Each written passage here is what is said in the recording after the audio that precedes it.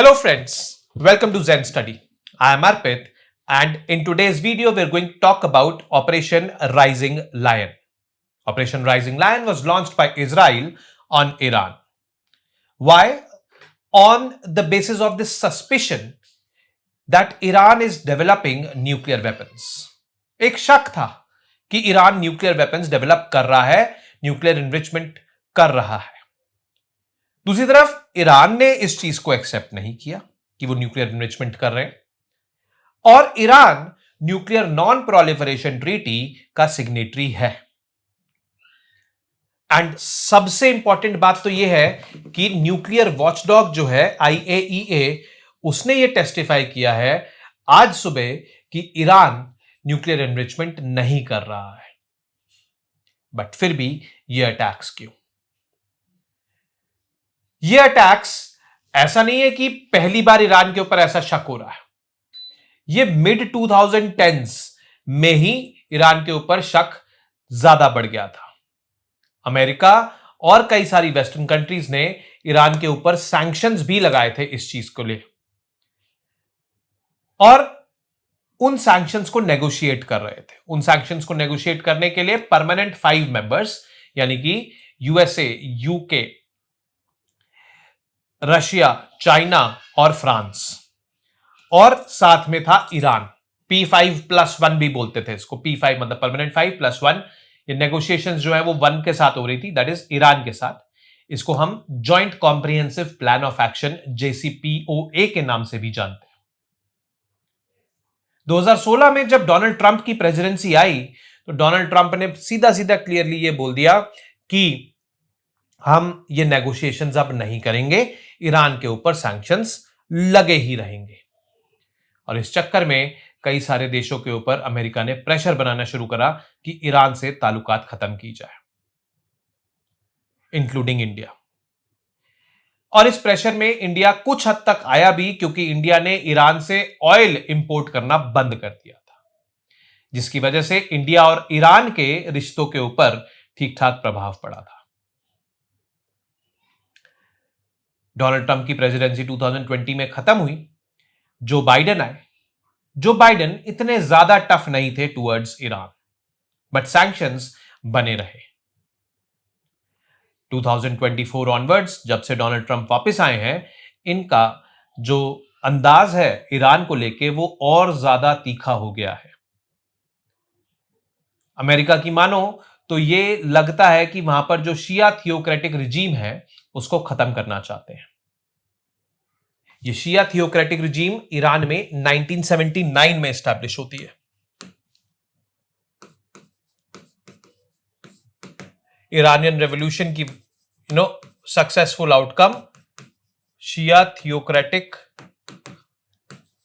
Republic बन गया Iran. 1979 से पहले क्या था वहां पे? 1979 से पहले थी मोनार्की, और वो जो मोनार्क था ना, वो प्रो US था, और US के जो अलाइज यानी कि इजराइल,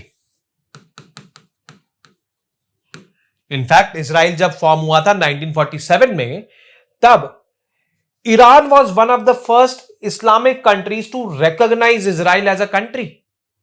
उस समय मोनार्की थी ईरान में, बट 1979 में वो मोनार्की हटा दी गई, ईरानियन रेवोल्यूशन हुआ और Iran was established as a Shia theocratic republic. ये जो शिया थियोक्रेटिक रिपब्लिक थी, इसमें बेसिकली रूल ऑफ 12 इमाम्स होता है। 12 इमाम में से एक इमाम को चुना जाता है एज द सुप्रीम लीडर। आयतुल्ला बोलते हैं उनको। तो सबसे पहले आयतुल्ला थे आयतुल्ला रूहुल्लाह खुमैनी, और अभी जो है आयतुल्ला खमेनी है। एंड ये दूसरे सुप्रीम लीडर है जो करंटली है। इनके पास रियल पावर्स वेस्टेड है। फिर नीचे एक प्रेसिडेंट भी होता है जो पॉपुलरली इलेक्टेड होता है। तो ये सिनेरियो बेसिकली ईरान में 1979 के बाद जब इस्टेब्लिश होता है, तो ये जो शिया थियोक्रेटिक रिपब्लिक थी ईरान, ये हार्डकोर एंटी वेस्ट हो जाती है। एंटी वेस्ट, एंटी इजराइल, क्योंकि ये मोनार्की के दोस्त थे, मोनार्क के दोस्त थे।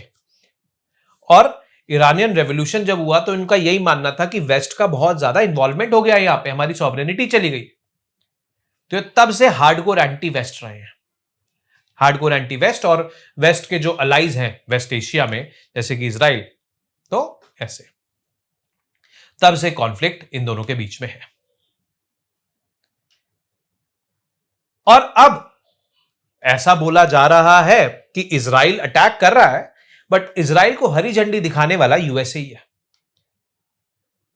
इजराइल बस एक जरिया है, करियर यूएसए रहा है ईरान के ऊपर, ऐसा प्रिडिक्शंस या फिर ऐसी मान्यताएं हैं।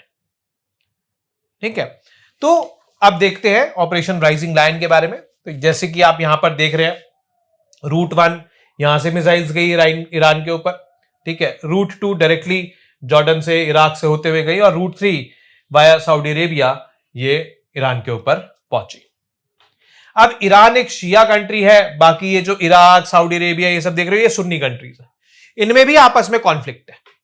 जो हमने पहली वीडियो कवर करी थी जियोपॉलिटिक्स पे, वेस्ट एशिया पे, तो उसमें हमने वो वेस्ट एशिया का ट्रायंगल देखा था, जिसमें एक कोने पे सुन्नी कंट्रीज, दूसरे कोने पे शिया कंट्रीज, और तीसरे कोने पे हैं ज्यूज यानी कि इजराइल।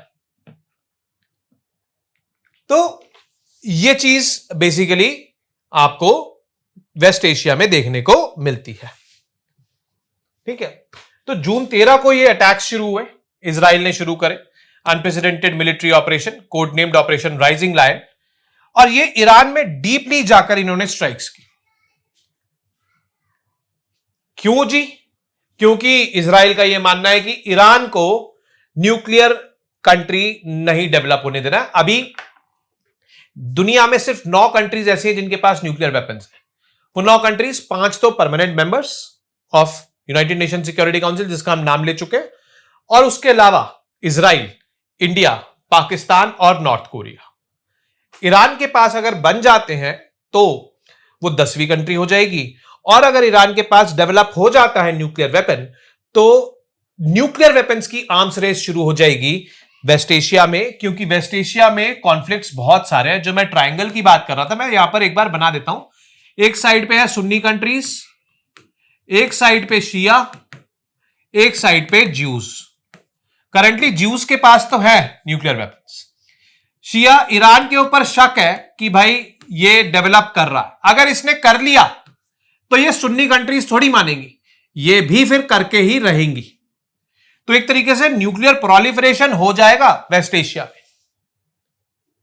तो इजराइल ये नहीं चाह रहा है, क्योंकि इजराइल के पास इस समय एज है with respect to nuclear weapons in the entire West Asian territory और in the entire West Asian region. तो ये बेसिकली मुद्दा है। और ये जो अटैक था, ये सिर्फ एक टैक्टिकल अटैक नहीं था, it was massive multi or aerial offensive. Iran के nuclear facilities, Natanz, ballistic missile sites, senior military commanders and nuclear scientist, सब पे अटैक हुआ है। इनफैक्ट कई सारे लोग मारे भी गए। अब ईरान का न्यूक्लियर प्रोग्राम 2018 से लेकर 2025 तक ये इस तरीके से रहा है कि भाई शक के दायरे में। लोगों को लगता था कि ईरान न्यूक्लियर एनरिचमेंट कर रहा है, क्योंकि ईरान ने एक आध बार जो ग्लोबल न्यूक्लियर वॉचडॉग है IAEA, उसको एंट्री से भी मना कर दिया कि भाई we are not going to allow you. तब शक और ज्यादा बढ़ गया, इसलिए सैंक्शंस लगे। अभी जो अटैक हुए उसमें बहुत ज्यादा तबाही हुई, आप देख सकते हो फोटोज में। ईरान में ये बेसिकली है। और ऐसा नहीं है कि ईरान में ही तबाही हुई हो, इजराइल में भी तबाही हुई, क्योंकि ईरान ने भी रिटेलिएटरी अटैक्स किए हैं एक दूसरे के ऊपर, तो यहां से भी किया गया। बट अब एक और चीज आपको यह समझनी है कि ईरान की इस समय जो सिचुएशन है वो थोड़ा सा वीक हो गया है। क्योंकि एक ना एक्सिस है वेस्ट एशिया में, इसको कहते हैं हम axis of resistance. Axis of resistance क्या है?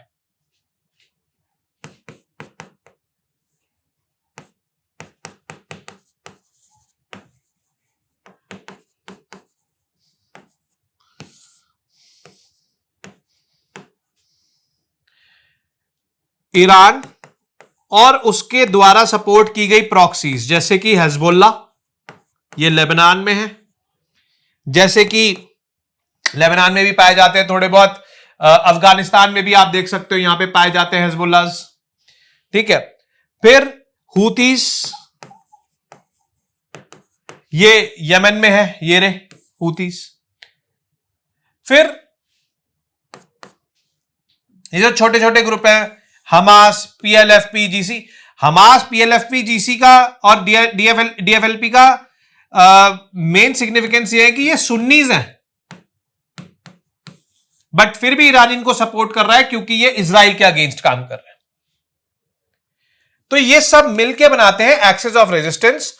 और अक्टूबर 7, 2023 से, जब से हमास ने अटैक किया है इजराइल के ऊपर, तब से इजराइल ने जितने भी ये एक्सेस ऑफ रेजिस्टेंस के कंपोनेंट्स हैं सबको अटैक करना शुरू कर रखा है और ये सब हो गए हैं वीक।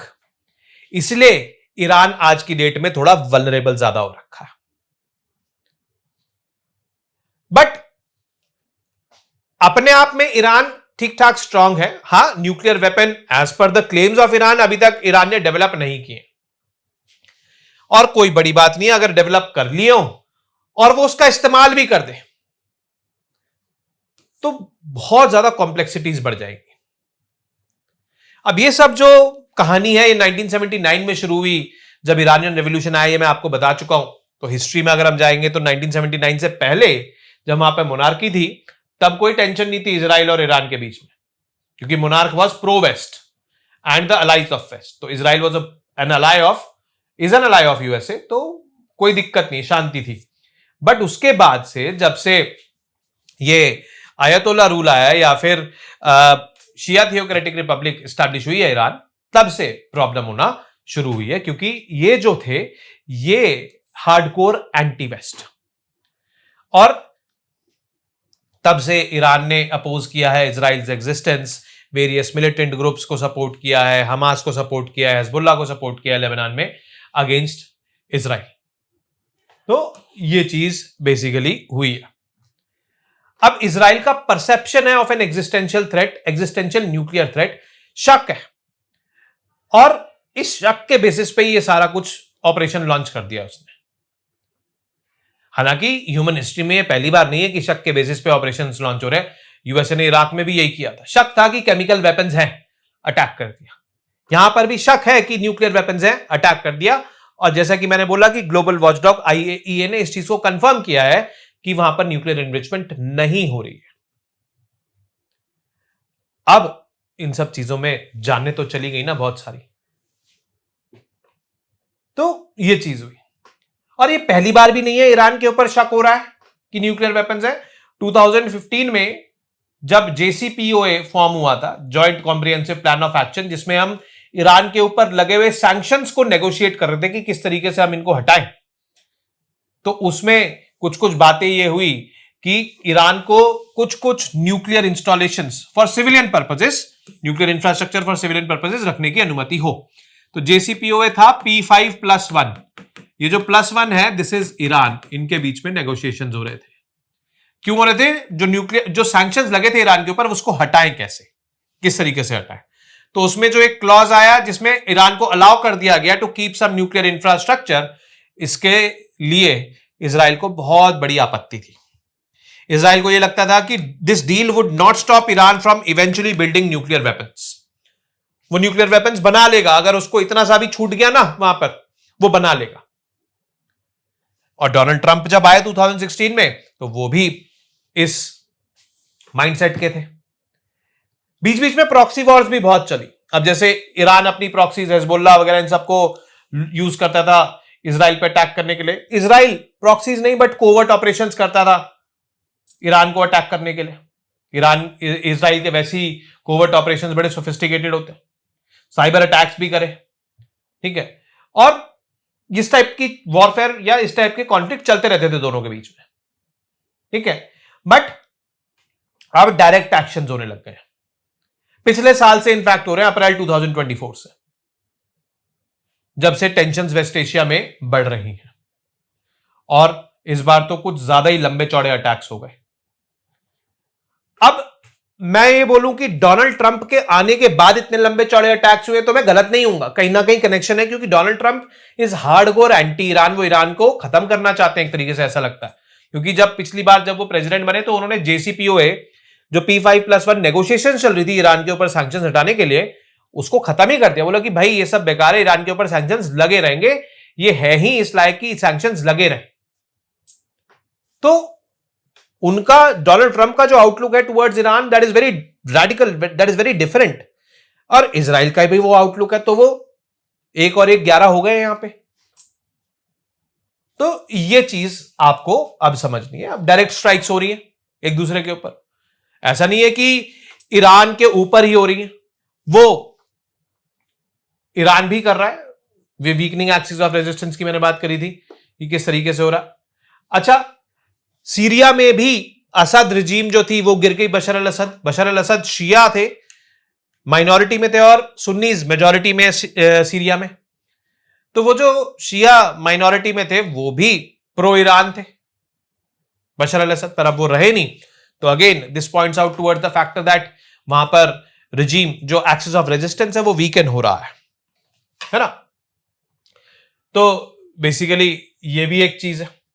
और अब ईरान थोड़ा ज्यादा वल्नरेबल हो गया है क्योंकि एक्सेस ऑफ रेजिस्टेंस जो है वो वीक हो गया। बट देखते हैं ईरान अपने डोमेस्टिक डिफेंसेस को कैसे यूज करता है। कह तो रहे कि हाइपरसोनिक मिसाइल्स वगैरह उसने यूज करी है, बट लेट्स सी वो कब तक यूज कर पाते हैं, किस तरीके से यूज कर पाते हैं, क्योंकि इजराइल को ऐसा लग रहा है कि पूरा पूरा सपोर्ट यूएसए का रहेगा ही रहेगा। ठीक है, तो ये चीज बेसिकली आपको समझनी है यहां पे। Shift in US policy and tacit approval, obviously US की पॉलिसी में चेंजेस हुए हैं क्योंकि ये भाई साहब आ गए हैं। तो ये इनका स्टैंड पिछली बार भी हार्डकोर एंटी ईरान था, अब भी हार्डकोर एंटी ईरान है। तो बेसिकली ऐसा मानो, ऐसा लग रहा है कि इन्होंने हरी झंडी दे दी हो इजराइल को कि भैया तुम करो, मैं खड़ा हूं तुम्हारे साथ, इस टाइप से। और इनिशियली इन्होंने डिप्लोमेसी वगैरह पुश करी, बट उनको समझ नहीं आया हिसाब किताब, तो उन्होंने कंप्लीटली अबैंडन कर दिया ईरान का न्यूक्लियर प्रोग्राम कि भाई ये नहीं चलेगा। ठीक है, तो अटैक्स करना शुरू करें, ग्रीन लाइट या ग्रीन सिग्नल दे दिया। बहुत सारे इंफ्रास्ट्रक्चर डैमेज हुआ है, लोग मरे हैं, जैसे Natanz enrichment facility, Iran main uranium enrichment site, ये गई। Israeli strikes damage several buildings, specially power supply to the underground halls where centrifuge operate. फिर इस्फहान न्यूक्लियर साइट गई, बैलिस्टिक मिसाइल बेसिस गए ईरान में, बहुत सारी चीजें गई हैं। Other sites like Fordo enrichment facility, the Bushehr nuclear power plant, Arak heavy water reactor, Kangan refinery, ये सब चीजें अटैक हुई हैं, जिससे कि रेडिएशन लीकेज का खतरा भी बढ़ गया है ईरान में। लोग भी मरे हैं, 224 लोग मरे हैं लगभग, और IRGC कमांडर हुसैन सलामी की भी डेथ हुई है, और 1200 से ज्यादा लोग इंजर्ड हुए हैं ईरान में। इजराइल में भी सफर, मतलब इजराइल ने भी सफर किया, इजराइल के ऊपर भी अटैक्स हुए, but comparatively casualties and injuries काफी कम है इजराइल में। Approximately 18 to 24 deaths with over 390 injuries, मतलब 400 इंजरीज के आसपास आप लगा लो। ईरान ने भी रिटेलिएट किया है, ठीक ठाक वो कर भी रहा है, but again damages inflicted on Iran are way more than the damages inflicted by Iran in Israel. ये चीज हमें समझनी है। तो ये स्केल इसका ठीक ठाक है, प्लस खतरा भी है ना कि ये कॉन्फ्लिक्ट और ज्यादा बढ़ सकता है, कॉम्प्लेक्सिटीज वेस्ट एशिया में बढ़ सकती है। जैसे इजराइल में कॉमन पब्लिक पे भी अटैक हो रहे, जैसे common market, popular market area in Tel Aviv, Shuk HaCarmel was also lit. ठीक है, मिसाइल बराज ने लगभग 8 डेथ्स यहां पर करी। तो कॉमन पब्लिक इंपैक्ट हो रहे हैं, तो कॉमन हॉस्पिटल भी इंपैक्ट अटैक हुआ है।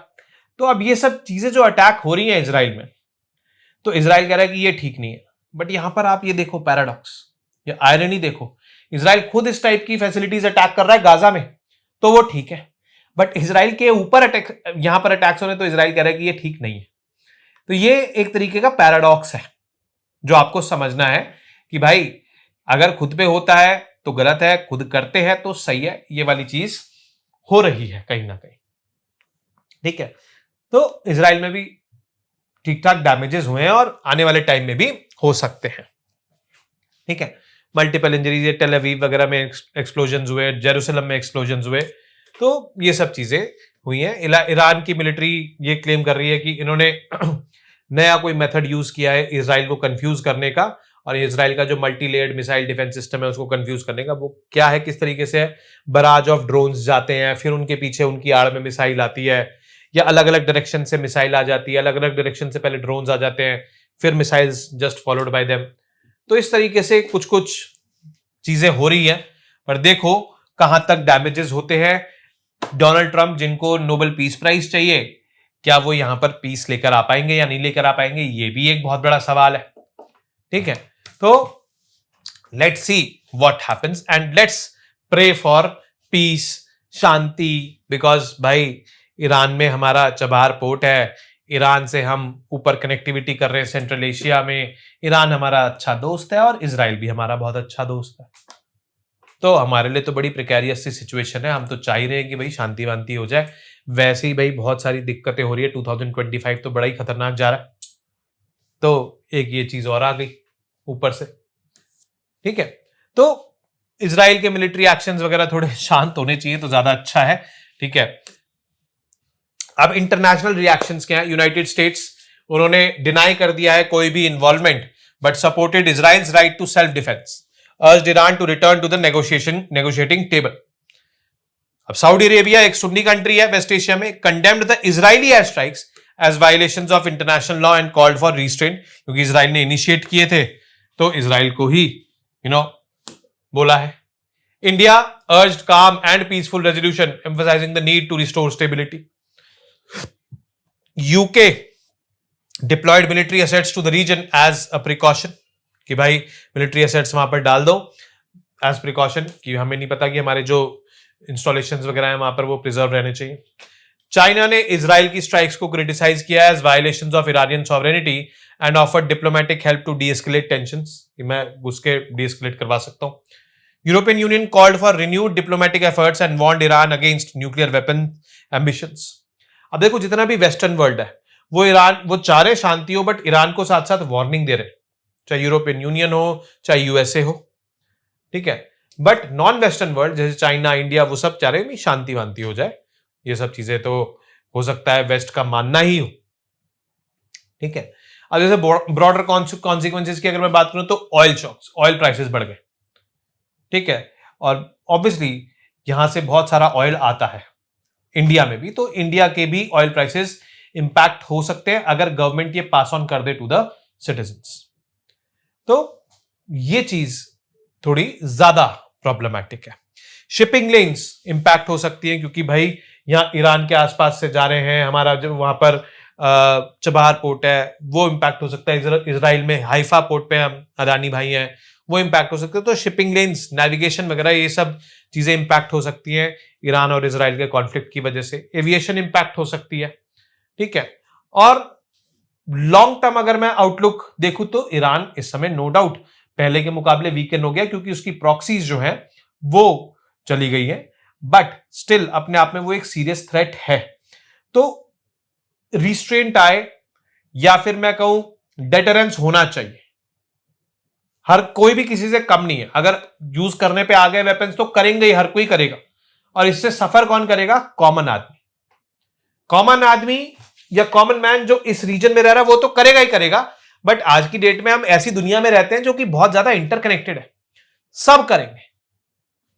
तो ये एक बहुत बड़ी प्रॉब्लम है जिसकी वजह से ये चीज होनी चाहिए।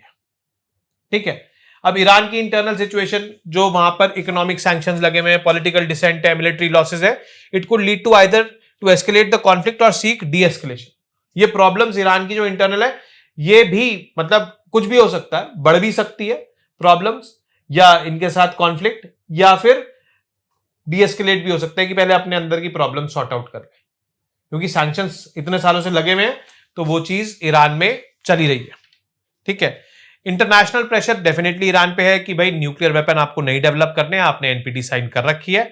डी एस्केलेट करने के लिए भी प्रेशर बनाया जा रहा है दोनों ही कंट्रीज के ऊपर। ठीक है, बट देखते हैं कि ये कहां तक बनता है और क्या होता है। But yes, in the end बात यही है कि the world does not need more conflicts. पहले ही बहुत है, वो ही नहीं निपटने पे आ रहे, और हो जाएंगे तो भाई और ज्यादा इंस्टेबिलिटी आ जाएगी। And we live in a very connected world right now.